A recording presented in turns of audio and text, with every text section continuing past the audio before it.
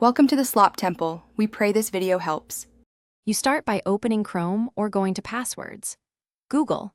And signing into the Google account that stores your credentials. Once signed in, make sure sync is active so you see all saved entries. This is essential. Next, navigate to Settings, autofill passwords, or click the key icon in the address bar. Make sure your device is unlocked and ready to authenticate with PIN or biometric so you can view or edit password details without interruption. Once inside, review the list. Google flags reused, weak, or compromised passwords so you can prioritize fixes. Click any entry to open details.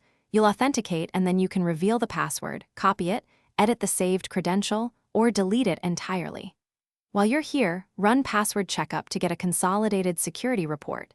It shows breaches and strength scores and provides direct links to change vulnerable passwords on each site, making the correction process efficient and focused. To finish, enable auto sign-in and offer to save so future credentials are captured and used securely. This streamlines login while keeping records centralized. Replace weak or breached passwords now, use the built-in generator for unique strong passwords, and save them immediately. If something goes wrong, try signing out and back in, clearing browser cache, or verifying sync settings.